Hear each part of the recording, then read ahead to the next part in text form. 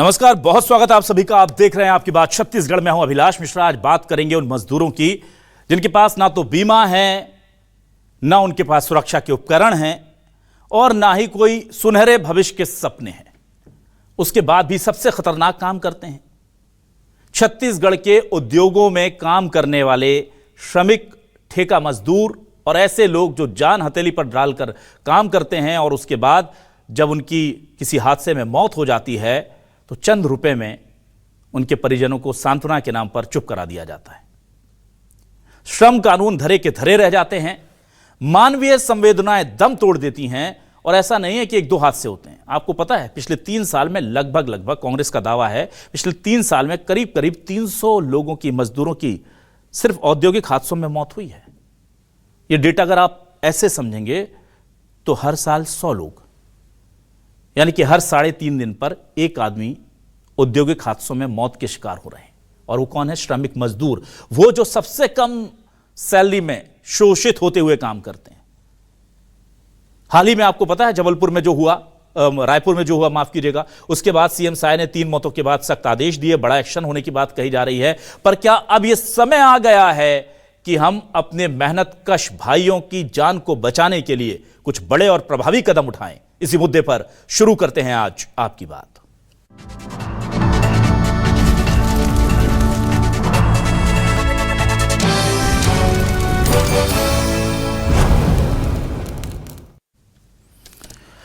सबसे पहले सुनिए मजदूरों का क्या कहना है, उनके साथ कैसे शोषण होता है और उनके साथियों के जाने के बाद उनके दिल पर क्या बीतती है। जरा सुनिए।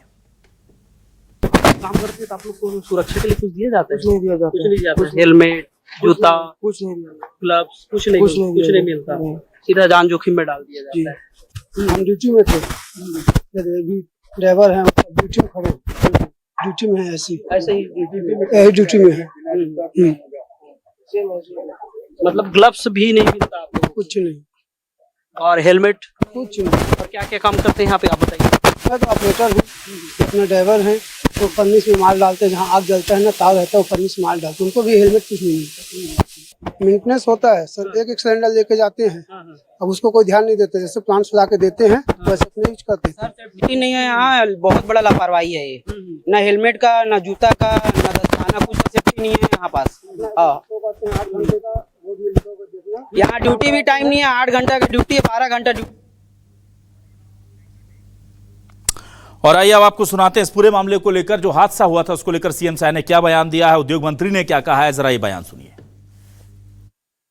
कार्रवाई हुई है, फैक्ट्री को बंद किया गया है और उनको अच्छा मुआवजा मिले, सबका है। और आगे फैक्ट्रियों में सुरक्षा का पुख्ता इंतजाम होगा। कार्रवाई हुई है, फैक्ट्री को बंद किया गया है और उनको अच्छा मुआवजा मिले, सबका है। और आगे फैक्ट्रियों में सुरक्षा का पुख्ता इंतजाम होगा। ऑक्सीजन सिलेंडर फटने के कारण 3 श्रमिकों की मृत्यु हुई है और फैक्ट्री को तत्काल बंद करा दिया गया है, जांच के आदेश कर दिया गया है। और साथ ही साथ फैक्ट्री को जो प्रबंधन है, उनसे जो श्रमिक हैं मृत्यु हुए हैं, उनके परिजनों को आर्थिक सहायता हेतु 33 लाख रुपया का मुआवजा का प्रावधान भी किया गया है। और आइए आपको सुनाते हैं इस पूरे मामले को लेकर कांग्रेस का क्या कहना है। सुशील आनंद शुक्ला श्रमिकों की बात कैसे रख रहे हैं, जरा सुनिए। छत्तीसगढ़ में पिछले 2.5 साल में लगभग 150 से अधिक मजदूरों की मौत औद्योगिक दुर्घटना में हुई है और सरकार हाथ पे हाथ धरे बैठी हुई है। जब कोई घटना होती है तो उद्योग मंत्री का बयान आता है, मुख्यमंत्री का बयान आता है कि हम कड़ी कार्रवाई करेंगे, हम जांच करेंगे, लेकिन रूटीन वे में उद्योग विभाग के द्वारा उद्योगों में जो सेफ्टी की जांच की जानी चाहिए वो नहीं की जा रही है। इसके कारण, इस आपराधिक लापरवाही के कारण मजदूरों की जान जा रही है। इस मामले में जो भी दोषी हो उनके खिलाफ कड़ी कार्रवाई होनी चाहिए और जो मृतक मजदूर हैं सबको 1-1 करोड़ रुपए का मुआवजा दिया जाना चाहिए और प्रबंधन पे आपराधिक लापरवाही का मुकदमा दर्ज हो और उद्योग विभाग की भी जिम्मेदारी तय होना चाहिए। और आइए अब देखते हैं सवाल क्या है। सवाल लेकर आ रहे हैं आपके टेलीविजन स्क्रीन पर। सवाल ये रहे आपके सामने, छत्तीसगढ़ में हर साल 100 मजदूर गंवा रहे जान, औद्योगिक दुर्घटनाओं पर क्यों नहीं किसी का ध्यान?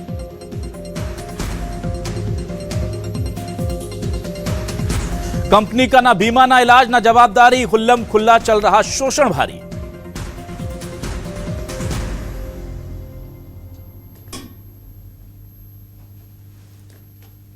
कांग्रेस बोली उद्योगों के साथ खड़ी है बीजेपी, बीजेपी बोली किसी मजदूर की अनदेखी नहीं होगी।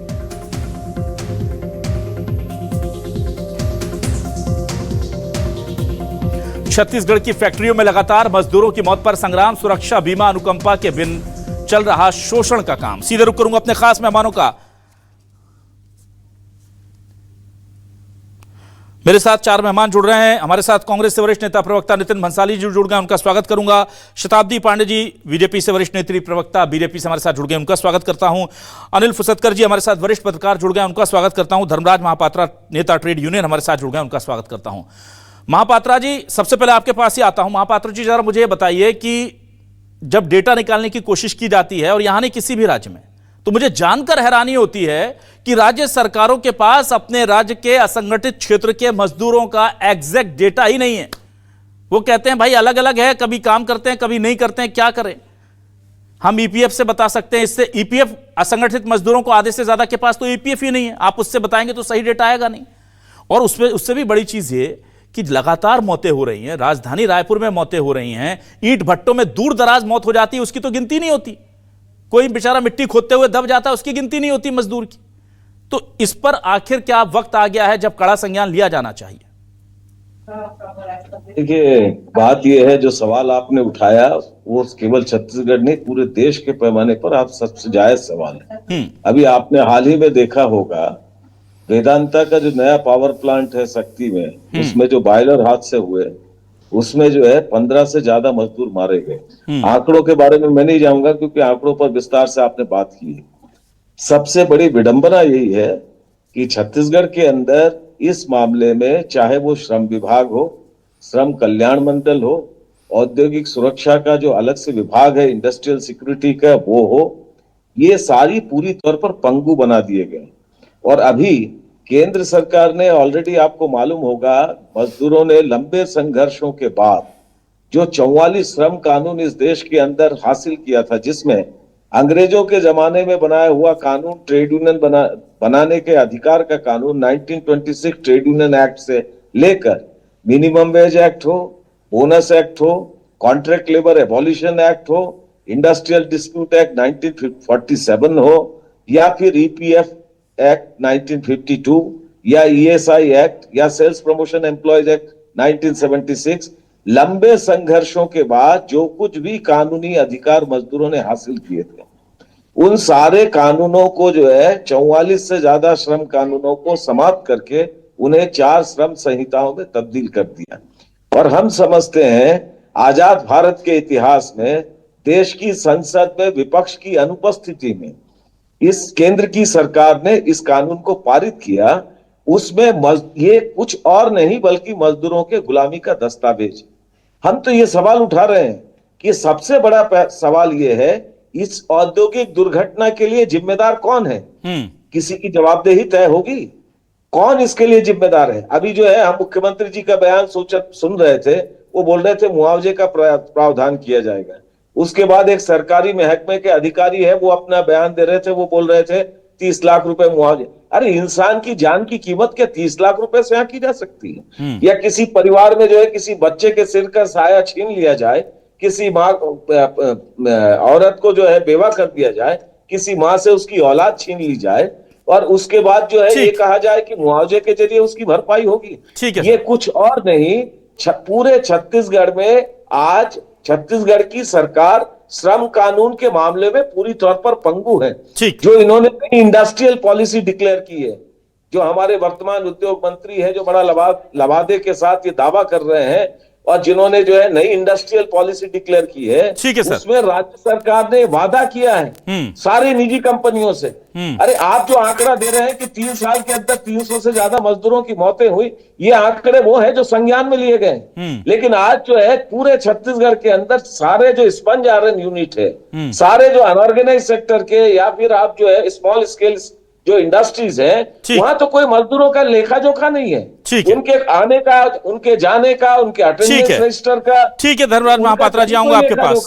ठीक। और इसके लिए जिम्मेदार जो है सरकार की नीतियां। ठीक है नितिन भंसाली जी, देखिए ये दिक्कत तो ये जब 44 एक्ट हटाए गए थे और वो सीधे तौर पर लग रहा था कि इससे श्रमिकों की दिक्कतें बढ़ने वाली है, ट्रेड यूनियन बनाने के जैसे महत्वपूर्ण जो उसमें से प्रावधान थे वो हटाए गए और बहुत दिक्कतें हुई। लेकिन अब जो हादसे हो रहे हैं लगातार उद्योगों के नाम पर, ऐसा लग रहा है सब बलि चढ़ाए जा रहे हैं। आप विकास मासूमों की, मजदूरों की बलि पर नहीं लेंगे। वो जहां हादसे हुए वहां पर हमारी टीम पहुंची, ना उनके पास हेलमेट है सर, ना उनके पास ग्लव्स हैं, ना जूते हैं, चप्पल पहन करके इतनी डिग्री में काम कर रहे हैं, वो मर जाते हैं, गिर जाते हैं, उनका डेटा नहीं होता है क्योंकि ठेका श्रमिक हैं, कॉन्ट्रैक्ट पर दिए गए हैं, उनका बीमा नहीं है, उनकी देखरेख करने वाला नहीं है। और तो और ये सब छोड़िए, श्रम विभाग के पास एग्जैक्ट आंकड़ा नहीं है कि छत्तीसगढ़ में कितने लोग मजदूरी करके, पसीना बहा करके इस राष्ट्र निर्माण में लगे हुए हैं। बहुत ही दुखद है अभिलाष जी। मैं इस 3D उद्योग में कल हुए हादसे में जो मृत परिवार हैं और जो मृतक हैं उनको श्रद्धांजलि अर्पित करते हुए मृतक परिवार हैं उनके प्रति संवेदनाएं प्रकट करता हूं। घायलों के शीघ्र स्वास्थ्य लाभ की कामना करता हूं। साथ ही कांग्रेस पार्टी ने शासन से ये मांग की है कि 1-1 करोड़ रुपया मृतक के परिवार को और 50 लाख रुपया घायलों के परिवार को मुआवजा दिया जाए। सिर्फ ये मुआवजा देने से बात नहीं बनेगी। इन 2.5 सालों में 300 से अधिक इस प्रकार की घटनाएं घट चुकी हैं, जो कि आए दिन हम देखने को मिल रहा है, अखबारों में पढ़े या आपके टीवी चैनल्स में देखें। अभी हाल ही में वेदांता पावर में एक घटना घटी थी कुछ माह पहले, जिसमें 24 मजदूरों की मौत हो गई थी और 50 से अधिक मजदूर घायल हो गए थे। सबसे दुखद इसमें यह है अभिलाष जी कि ये जो कल जो दुर्घटना घटी है ये इस 3D उद्योग में, इसमें जो एक बालक है 17 साल का, उसको तो अवयस्क ही कहा जाएगा। तो ये आपका बाल श्रम निषेध अधिनियम कहाँ गया? वो बालक जो है वो लीकेज सिलेंडर को चेंज कर रहा था और इसी दौरान जो है वो हादसा हुआ। और दुख होता है ऐसे दृश्य देखकर। आपके चैनल में दृश्य भी नहीं देख पा रहे हम, ये विचलित करते हैं ऐसे दृश्य जिसमें यह दिख रहा है कि 100 विक्षिप्त 100-150 मीटर दूर एक शव के जो थे वो टुकड़े इधर उधर गिरे। तो सरकार कहाँ है? इनकी बाकायदा एक उद्योग पॉलिसी होती है। उद्योग पॉलिसी के तहत सारे सुरक्षा मानकों का पालन किया जाता है। सेफ्टी शूज, हेलमेट, ग्लव्स, ये सब उपलब्ध करवाए जाते हैं। जैसा कि आपके टीवी स्क्रीन पे ही मैं देख रहा हूं कि इस प्रकार के सुरक्षा मानकों का कहीं भी पालन नहीं किया गया था। और मुझे ऐसा लगता है कि इसमें सीधे प्रबंधन के ऊपर कार्रवाई होनी चाहिए और कड़ी कार्रवाई होनी चाहिए। साथ ही बाल श्रम निषेध अधिनियम जो है वो शताब्दी पांडे जी मुझे लगता है ज्यादा बेहतर जानती होंगी और वो शायद उसमें सदस्य या उसकी अध्यक्ष भी रही हैं। तो ये नियमों का पालन भी कड़ाई से किया जाना चाहिए। नियमों का पालन न उद्योग नीति का, न बाल श्रम निषेध अधिनियम का कोई पालन नहीं हो रहा है। मन मर्जी से सरकार चल रही है और मन मर्जी से उद्योग संचालित हो रहे हैं। ठीक है, शताब्दी जी के पास, शताब्दी जी आपके पास आते हैं। शताब्दी जी देखिए, जो रायपुर में जो हादसा हुआ ये स्वीकार करेंगे तो बहुत दुखद है, और अगर पेपर्स की बात करेंगे तो कुछ हुआ ही नहीं है। फिर तो पेपर्स पे तो कुछ होता नहीं है, क्योंकि पेपर पे तो सब अच्छा रहता है। एक बच्चा 17 साल का श्रम कानून के अगेंस्ट में वहां काम कर रहा है। रायपुर जैसी जगह पर कोई देखरेख नहीं हो रही है, कोई मॉनिटरिंग नहीं है। लेबर इंस्पेक्टर वहां पर क्या करते हैं नहीं पता। 3 लोगों की मौत होती है और ये मामला लगातार ऐसे बढ़ते जा रहे हैं। क्या आपको नहीं लगता कि अब कम से कम हमारे छत्तीसगढ़ के निर्माण के लिए जान गंवाने वाले इन शहीदों को हमें थोड़ा सम्मान इनके परिजनों को देना चाहिए, इन्हें देना चाहिए? बिल्कुल आपने सही कहा, बहुत चिंतनीय है और गहरी संवेदना मैं व्यक्त करती हूँ जिन भी हमारे श्रमिकों का यहाँ पर यह जो अपघात हुआ है इसके लिए। और राज्य सरकार की ओर से भी इसको बहुत गंभीरता से लिया गया है, तुरंत जांच के आदेश दिए गए हैं और निश्चित रूप से जो भी सरकार होगी उसका यही कार्य होगा, सबसे पहले घटना में जांच के आदेश दिए जाएं, अपनी जवाबदेही तय की जाए और जितने भी लोग उसमें दोषी हों उनके ऊपर कड़ी से कड़ी कार्रवाई हो। निश्चित रूप से बाल श्रम निषेध के अंतर्गत भी यह जो बालक वहां काम कर रहा था इस पर कार्रवाई जो है वो उनके प्रबंधकों पर होनी चाहिए। और सबसे पहले तो जो प्रबंधक हैं उनके द्वारा कौन कौन से नियमों का पालन नहीं किया गया उसको देखते हुए और इस पर कड़ी कार्रवाई होनी चाहिए। और इसके निर्देश भी मुख्यमंत्री जी ने हमारी भारतीय जनता पार्टी की सरकार ने तुरंत दे दिया है। और कांग्रेस के द्वारा इस दुखद घटना पर राजनीति नहीं करनी चाहिए, ये मैं आग्रह करूंगी। नितिन भंसाली जी ने बाकी सारी बातें सही कही, लेकिन भाजपा सरकार पर ठीकरा फोड़ना ये मुझे लगता है उचित नहीं है, क्योंकि कोई भी सरकार हो, कांग्रेस की हो, भाजपा की हो, किसी की भी सरकार हो, कोई नहीं चाहेगा कि उनके श्रमिकों के साथ इस प्रकार की दुर्घटना हो। हाँ, कहीं ना कहीं ये इस प्रकार की छोटी छोटी जो फैक्ट्रीज बिना नियमों का पालन किए, बिना एसओपी का पालन किए जो लोग संचालित करते हैं, उनके ऊपर पूरी कार्रवाई करनी चाहिए। और अगर एक आध ऐसी फैक्ट्री पर कड़ी कार्रवाई हो जाएगी तो आगे दूसरों को इसकी शिक्षा मिलेगी कि नहीं, हमें भी ऐसा नहीं करना चाहिए अगर हम ये गलतियां करते हैं। बहुत बड़ी गलती है कि वहां के मजदूरों के पास में हमने देखा कि हेलमेट नहीं है, उनके पास जूते नहीं है, उनको ट्रेनिंग तक नहीं दी जा रही है। जैसे मैंने डिबेट में आने के पहले पूरी जानकारी ली, तो जिस फैक्ट्री में ये घटना हुई है वहां इन मजदूरों को पैसा बचाने के लालच में प्रबंधकों ने ऐसे ही रख लिया है उनको मजदूरी के नाम पर। इनको प्रशिक्षण तक नहीं दिया गया है। निश्चित रूप से श्रम विभाग की जवाबदेही बनती है। श्रम विभाग के जो अधिकारी इसमें दोषी पाए जाएंगे, मैं तो कहूंगी उनके ऊपर भी कार्रवाई होनी चाहिए, और यही सरकार की जिम्मेदारी है। रहा सवाल कि जितने भी हमारे हताहत जो मजदूर हैं, उनके परिवार के साथ गहरी संवेदना व्यक्त करते हुए उनको मुआवजा मिलना चाहिए। मुआवजा कोई उसका हल नहीं है, लेकिन ये एक उपाय है परिवार के साथ खड़े होने का, और ये सरकार जरूर करेगी। ठीक है, मैं जल्दी से आता हूं अनिल जी आपके पास। अनिल जी, दिक्कत यह है कि हर हादसे के बाद यही कहा जाता है कि अब हम सख्ती करेंगे, ये बहुत गड़बड़ हुआ है, दिशा निर्देश दिए जाएंगे, और हर बार हादसे हो जाते हैं। अभी वेदांता का हादसा हुआ था, पूरा देश दहला था उस हादसे से।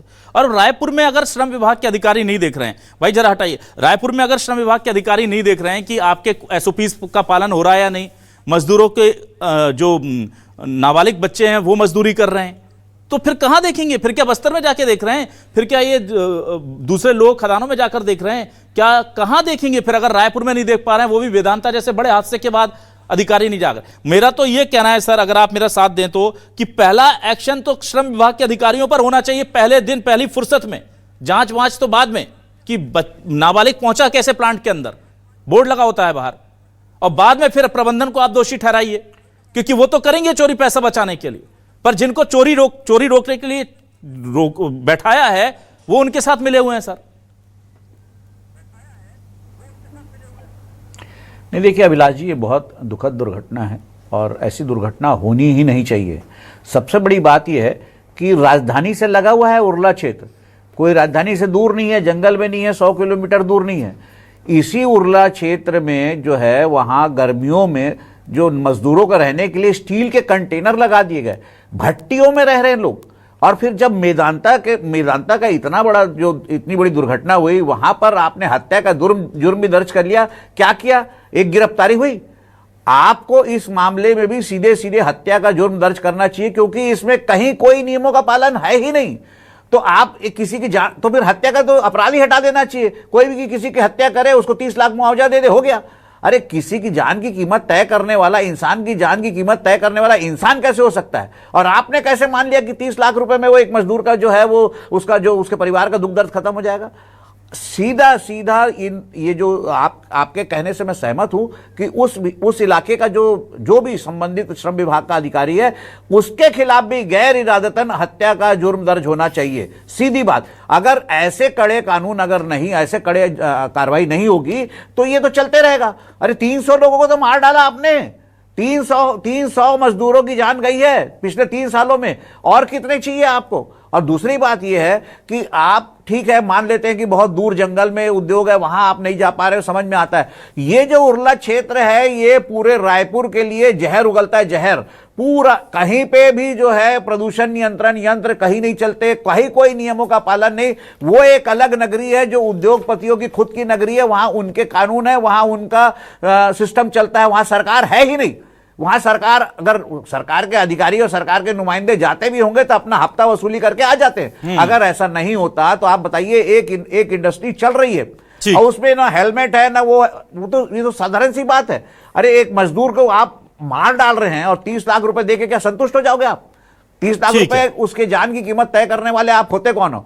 आपको तो सीधे सीधे हत्या का जुर्म दर्ज करना चाहिए, फैक्ट्री प्रबंधन के खिलाफ भी और श्रम विभाग के जिम्मेदार अधिकारियों के खिलाफ भी। ठीक है, चलिए मैं जल्दी से वापस आ जाता हूं धर्मराज महापात्रा जी आपके पास। महापात्रा जी, मैं आपसे ये जानना चाहूंगा, बेसिक एमिनिटीज या बेसिक सिक्योरिटी टूल जो है वो प्रोवाइड किए जाते हैं मजदूरों को, उसकी देखरेख की जिम्मेदारी किसकी होती है? दूसरा, इनके पास बीमा नहीं होता, इनकी सैलरी में कोई पीएफ वीएफ नहीं कट रहा ताकि ऑन रिकॉर्ड ना है। ठेका श्रमिक के नाम पर, मतलब शोषण कंपनी करे फिर ठेकेदार करे, और मर जाए तो लाशों को कफन भी ऐसे नसीब नहीं होते। कई बार तो हमने देखा है कि उसको दबा दिया जाता है कि अगर 20 मरे तो 15 दिखा दो। यह भी होता है दूरस्थ के अंचलों में। अगर वहां पर प्रशासन या प्रबंधन या मीडिया की टीम टाइम पे नहीं पहुंचती है तो जिसका कोई आगे पीछे नहीं है, जो लड़का अकेला रह करके वहां नौकरी कर रहा है, मजदूरी कर रहा है, उसकी बॉडी के साथ क्या होता है सब जानते हैं साहब।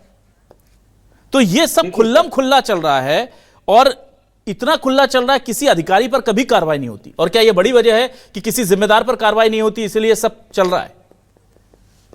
नहीं, इसका सबसे बड़ा कारण है ये पूरा देश में और प्रदेश में जो है ये चंदा दो धंधा लो का काम है। और उसका नतीजा ये है कि पूरी जो श्रम कानून है उसको पूरी तौर पर नाकारा और पंगु बना दिया गया। यही तो सवाल है। अनिल पुष्कर जी ने जायज सवाल उठाया ना। आपने जो हत्या का जुर्म दर्ज किया दबाव में, लेकिन क्यों फिर अनिल अग्रवाल की गिरफ्तारी नहीं हुई?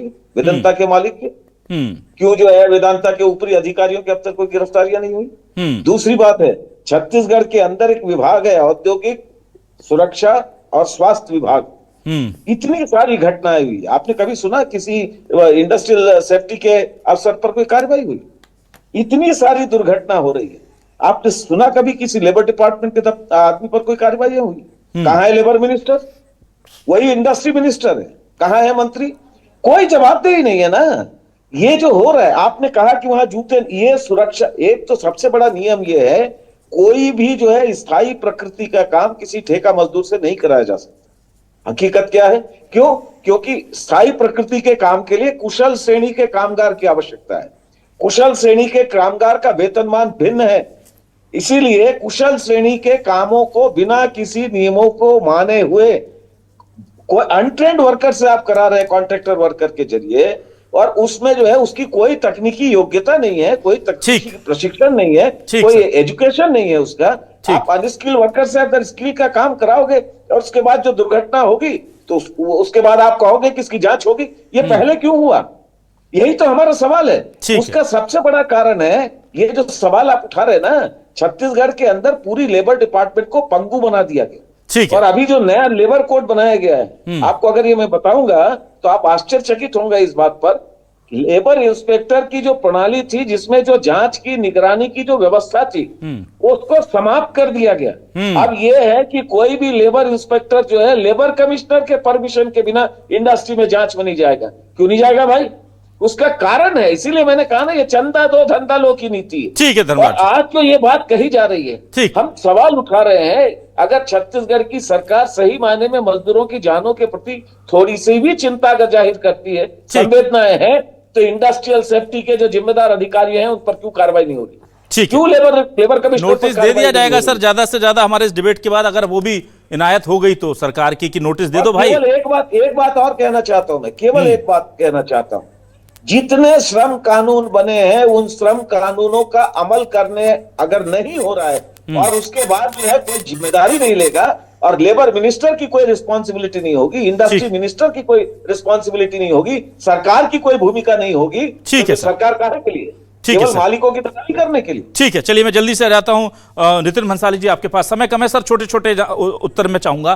क्या आपको लगता है कि अब प्रबंधन, फैक्ट्री, इन पर बाद में बात हो, पहले जिस काम का पैसा सरकार देती है जनता की जेब से निकाल करके टैक्स के रूप में, उन अधिकारियों को जो मोटी गाड़ी कुर्सियों पर बैठे होते हैं गद्देदार और गाड़ियों में घूमते रहते हैं एसी, उन पर पहले कार्रवाई होनी चाहिए। और शायद छत्तीसगढ़, मुझे लगता है कि छत्तीसगढ़ की आधी समस्याएं तो सिर्फ इसलिए हैं क्योंकि यहां पर प्रशासनिक लोगों पर कार्रवाई करने में बहुत ज्यादा हिलावाली है। भाई जो जिसको आपने गार्ड बनाकर बैठाया उससे पूछिए ना कि तुम्हारे रहते कैसे हुआ। देखिए, इस पर कड़ी जांच की तो आवश्यकता है। ये कोई छत्तीसगढ़ में पहला मामला नहीं है। 2.5 साल में मैंने बताया 300 से अधिक इस प्रकार की दुर्घटनाएं हो चुकी है। ये दुर्घटनाएं तो हो ही रही हैं। साथ में मैं ये बता दूं आपको कि पर्यावरण बोर्ड, आपका बाल संरक्षण अधिनियम, उद्योग पॉलिसी जो है, इसके तहत जो निरीक्षण किए जाने चाहिए सुरक्षा मानकों के, और वो किसी में भी कोई काम नहीं हो रहा है। ये तो ठीक है, वहां पर हादसा हुआ, बिना हादसे के भी हजारों लोगों की मौत की जिम्मेदारी सरकार है। अब आप पूछेंगे कैसे, तो मैं बता दूं कि जो भी पर्यावरण से संबंधित जो नियम है, जो इनको धुएं पर नियंत्रित करने के लिए जो मशीनें लगानी है वो नहीं लगी है। दूषित जल जो है वो छोड़ दिया जा रहा है। हाल ही में कल ही हमारी कांग्रेस ने ज्ञापन दिया है कलेक्टर राजनांदगांव को, new look biofuel ethanol plant है जो कि फुलजर में, अब वो तो विधानसभा अध्यक्ष के क्षेत्र का मामला है, वहां पर लगातार आंदोलन चल रहा है। वहां पर चिमनी से लगातार काला धुआं निकल रहा है और दूषित पानी जो है वो नालियों के माध्यम से किसानों के खेतों तक जा रहा है। फेफड़ों में जहरीला धुआं भर रहा है। एक नियम होता है, जो पावर प्लांट लगे, एथेनॉल प्लांट लगे, CO2 प्लांट लगाना उसको अनिवार्य होता है, वो तक नहीं लगा है। तो ये एक उदाहरण है, और ये यदि इस पर कार्रवाई नहीं की गई तो इस प्रकार के हादसे तो जो है लापरवाहियों की वजह से होंगे। पर ये जो हत्याएं हो रही हैं, जो इंडस्ट्रीज से निकले हुए काले धुएं से और दूषित जल से, इसकी जिम्मेदारी भी सरकार की है। ये जो धीमी मौत है, इस पर तो क्या ही बात करें। जब हम चिथड़े पड़े देखते हैं हम, और उसके बाद भी हमारा दिल अगर नहीं पसीज रहा प्रशासनिक अधिकारियों का, तो ये तो धीरे धीरे मर रहे हैं। ऐसे तो देश में बेचारे कितने लोग मर रहे हैं, उस पर तो क्या ही उम्मीद की जाए, जब आत्मा वो तस्वीरें देख करके नहीं झकझोर पा रही हमें। शताब्दी जी, मैं आपके पास आता हूं। शताब्दी जी, एक बहुत महत्वपूर्ण सवाल मैं आपसे करूंगा। जब भी कोई matter of conflict of interest होता है तो उसको बड़ा गंभीरता से लिया जाता है। लेबर मिनिस्टर का काम होता है लेबर्स के हितों की रक्षा करना, लेबर्स की समस्याओं को दूर करना, और लेबर मिनिस्टर का काम होता है जब जहां जरूरत हो उनके साथ खड़े होना। आपने लेबर मिनिस्टर और इंडस्ट्री मिनिस्टर एक बना दिया। इंडस्ट्री मिनिस्टर का काम क्या होता है? बेसिक तौर पर इंडस्ट्री को बढ़ावा देना, उद्योगों को सहायता करना, उद्योगों के लिए करना। मैं ये नहीं कह रहा कि आपने बनाया, ये सिस्टम चला रहा है।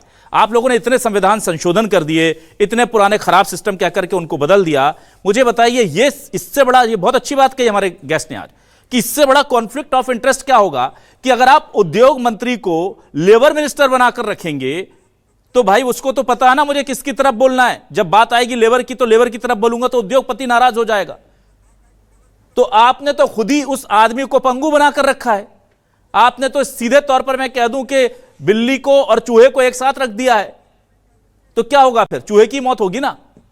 तो आपको लगता नहीं है कि इस मामले में थोड़ा एक अलग से जो पूरा विभाग था, जिसको धीरे धीरे करके लगभग शून्य कर दिया गया है, संवेदनहीनता के मामले में भी और सक्रियता के मामले में भी, जो आरोप धर्मराज महापात्रा जी लगा रहे हैं लेबर लॉ को हमारे पंगु बना करके, क्या आपको लगता नहीं कि उनसे पूछा जाए कि भाई आप सिर्फ उद्योगों के लिए हैं क्या? श्रम विभाग के लोगों के लिए क्या करेंगे आप? अभिलाष जी, मैं आपकी इस बात से सहमत इसलिए नहीं हूं क्योंकि सरकार ऐसा क्यों करेगी? सरकार ऐसा क्यों करेगी कि अपने प्रदेश के श्रमिकों के प्रति मुख्य जो उद्योग मंत्री है, जो श्रम मंत्री है, उनको पंगु बनाकर रख दे? निश्चित रूप से भारतीय जनता पार्टी की सरकार ऐसे श्रमिकों की सुरक्षा के लिए सारे कदम उठाती है। औद्योगिक स्वास्थ्य एवं सुरक्षा संचालनालय को जैसे ही सरकार हमारी आई, हमने एक्टिव किया है। जोखिम आधारित निरीक्षण प्रणाली लागू की गई है, रैंडम निरीक्षण होते हैं। उसके बाद भी इस प्रकार की घटनाएं हमारे लिए एक बहुत बड़ी चुनौती है। न फिर ये हादसे क्यों हो रहे हैं? सभी सरकारों के लिए ये चुनौती है। और जिस प्रकार की बात आज कांग्रेस के लोग कह रहे हैं कि काला धुआं और इस प्रकार की, तो हम तो बचपन से बड़े हुए हैं इस काले धुएं को। ठीक है, ना बोलने दीजिए सर। नितिन जी, समय खत्म हो रहा, बोलने दीजिए। नितिन जी बोलने दीजिए, समय खत्म हो रहा, प्लीज। इसको जो है शताब्दी जी को बोलने दीजिए। नितिन जी बहुत ओवरशूट कर गए। नितिन जी प्लीज, नितिन जी बोलने दीजिए। इस प्रकार से एक दूसरे के ऊपर आरोप प्रत्यारोप न करके, निश्चित रूप से महापात्र जी ने सही कहा, अनिल कोसत्कर जी ने सही कहा, आप भी सही कह रहे हैं अभिलाष जी, कि आने वाले समय में हमको ये ध्यान देना चाहिए चाहिए कि श्रमिकों के साथ इस प्रकार की लापरवाही मैडम हर हादसे के बाद तो बैठते हैं हम आपके साथ। मैडम हर हादसे के बाद बैठते हैं और हर उससे बड़ी लापरवाहियां निकल कर आ जाती। वेदांता के बाद भी यही सब बातें कही लेकिन देखिए, क्या सरकार चाहेगी, क्या हमारी ना आप नहीं चाहेंगे, नहीं आपके चाहने से नहीं होता ना, आपको करना होता है। आप चाहते हैं कि हादसे ना हो, लेकिन आप करते नहीं है कि हादसे ना हो। मैं ये कह रहा हूं कि आप अपने श्रम विभाग को जिम्मेदारी तय कीजिए। स्वीकार नहीं करूंगी, क्योंकि सरकार की ओर से सारे प्रयास किए गए हैं, सारे तो प्रयासों में कमी है। आपको बताया, फिर शताब्दी जी ये मान लीजिए, अगर सारे प्रयास कर लिए तो आपके प्रयासों में कमी है, फिर ये स्वीकार कर लीजिए अगर आपने सारे प्रयास। चलिए मैं जल्दी से अनिल जी के पास आता हूं। अनिल जी, बहुत कम समय दे पाऊंगा आपको, 1 मिनट। अनिल जी के पास आ जाते हैं। ना कांग्रेस के समय भी मैं तो कह ही नहीं रहा हूं कि आपके समय में ज्यादा, या मैं शहीदों की गिनती थोड़ी कर रहा हूं कि मेरे कितने मजदूर भाई उस समय मर गए थे और ये कम मरे थे। मैं ये कह रहा हूं कि अगर आप प्रयास कर रहे हैं और आप मान रहे हैं कि हादसे हो रहे हैं, तो फिर ये स्वीकार कर लीजिए कि हमारे प्रयासों में कमी है। ये स्वीकार करने की हिम्मत होनी चाहिए और सुधारना पड़ेगा। ठीक है, चलिए अच्छी बात है। समझ में आ गया। अनिल जी आपके पास बहुत कम समय दे पाऊंगा sir, final comment Anil ji. 2.5 साल में 300 जाने चली गई। ठीक है नितिन जी बस हो गया। विवरण नहीं है, ठीक है, आप विवरण प्रस्तुत नहीं कर सकेंगे। 300 अभी 150 से 300 पे आ गई कांग्रेस। ठीक है, अभी तक 150। ना शताब्दी जी, विवरण तो श्रम विभाग को देना चाहिए कि प्रदेश में कितने श्रमिक हैं। चलिए बोलिए अनिल जी। नहीं नितिन जी, इस प्रकार से आंकड़े करने की बजाय विवरण दीजिए, कहाँ किस प्रकार की ऐसी घटना हुई। ठीक है शताब्दी जी हो गया, शताब्दी जी हो गया। चलिए अनिल जी बोल रहे हैं सर, हाँ बोलिए। आप क्या करेंगे? ये जो मामला घटा है कल जो ना नितिन जी ऐसे नहीं होता सर, आप लोग बोले जा रहे हैं सर, दूसरे मेहमानों को भी बोलने दीजिए ना। नितिन जी प्लीज सर, ऐसे नहीं सर, मेरे लिए वो भी सम्माननीय है सर, आप समझिए। बोलिए अनिल जी। मेरा ये कहना है कि ठीक है, आपसे चूक हुई, कांग्रेस और भाजपा की बात नहीं है, प्रशासन की बात है। सरकारी जो अमला है, जो अधिकारी है, वो किस लिए है? आपका इतना बड़ा हमला है वो किस लिए? और सबसे बड़ी बात यह है कि राजधानी से लगा है, 10 किलोमीटर की दूरी पे अगर औद्योगिक क्षेत्र है, अगर वहां आप निरीक्षण नहीं कर सकते तो जंगलों में जो लगे उद्योग उसका क्या करते होगे आप? दूसरे जिलों में जो है, दूसरे जो ग्रामीण क्षेत्रों में उद्योग लगे उसका क्या करते हो आप? शहर से लगा, राजधानी से लगा, अगर राजधानी से अगर हेलीकॉप्टर मुख्यमंत्री का रोज उड़ता है तो उनको रोज दिखता होगा काले धुएं का बादल वहां पर। पूरे प्रदेश, पूरे शहर को जो है जहर का वो खिला रहे हैं, जहरीली हवा पिला रहे हैं, जहरीले धुआं खिला रहे हैं। और उसके बाद सबसे बड़ी बात यह है कि 3 आदमी के मर जाने के बाद भी अगर आपको होश नहीं आ रहा है, 24 आदमी पहले वेदांता में मरे तब आपको होश नहीं आया, आप सिर्फ खानापूर्ति करते। जांच का क्या मतलब होता है? आप अपराध क्यों नहीं दर्ज कर रहे? अपराध दर्ज करने के साथ साथ गिरफ्तारी कीजिए। अगर आप एक गिरफ्तारी करते हैं तो थोड़ा बहुत तो अंकुश लगेगा। आप गिरफ्तारी भी नहीं कर सकते, आप तो फिर बंद कर दीजिए ना, आप छोड़ दीजिए उद्योगों के हाथ में। अरे आप ये भी नहीं देख रहे हैं कि मजदूर वहां किस कंडीशन में मजदूरी कर रहा है, ना हेलमेट, ना जूते, ना ग्लव्स, और स्टील का वो काम कर रहा है। ये कोई तरीका नहीं होता। इसको आपको, ये सरकार की गंभीर चूक है, इसको मानना पड़ेगा। ये औद्योगिक विभाग की, श्रम विभाग की गंभीर चूक है, इसको मानना पड़ेगा। और इस मामले में हत्या के जुर्म से कम दर्ज नहीं होना चाहिए, इससे कम कोई बात नहीं होनी चाहिए। दिक्कत यह है कि इस देश में बेरोजगारी इतनी है, सरकारें माने या ना माने, कि आप नर्क जैसी जगह में भी अगर काम निकाल कर एक एडवर्टीजमेंट लगा देना तो उसके सामने भी भीड़ लग जाएगी कि भाई हमें नौकरी दो। उदाहरण नोएडा है। नोएडा नहीं, पूरा देश है सर, पूरा देश है। कहां नहीं है बेरोजगारी का? लेकिन आंकड़ों में बेरोजगारी 1% 2%। किसे ठीक है सर, किसे मंजूर है ये बात कि वो जाकर के भरी गर्मी में जलती भट्टी में बिना हेलमेट, बिना मास्क, बिना जूते, बिना सुरक्षा, बिना बीमा के काम करे? किसको मजा आ रहा है भाई? कोई क्यों करना चाहेगा? मजबूरी होगी ना। एक शेर कहा है कि बच्चों का मुस्तकबिल सोने नहीं देता, वरना कब कोई भरी धूप में घर से निकलता है। और इन मजदूरों की हालत तो ऐसी है कि चारपाई सांप से बचाती है माना, लेकिन जब वक्त बुरा हो तो वो छप्पर से निकलता है। कभी ब्लास्ट में मर जाते हैं, कभी चिमनी गिर जाती है, कभी किसी हादसे में भट्टी में गिर जाते हैं। करें क्या? गरीब हैं, मजदूर हैं। और बड़ी बात यह है कि इनका डेटा भी नहीं है हमारे पास कि जो देश के लिए अपनी जान कुर्बान कर रहे हैं वो हैं कितने छत्तीसगढ़ में है ऐसे लाल। बहुत शुक्रिया नितिन भंसाली जी, शताब्दी पांडे जी, अनिल जी और धर्मराज महापात्रा जी हमारे साथ जुड़ने के लिए, इस डिबेट का हिस्सा बनने के लिए बहुत शुक्रिया। दर्शकों का शुक्रिया। नमस्कार।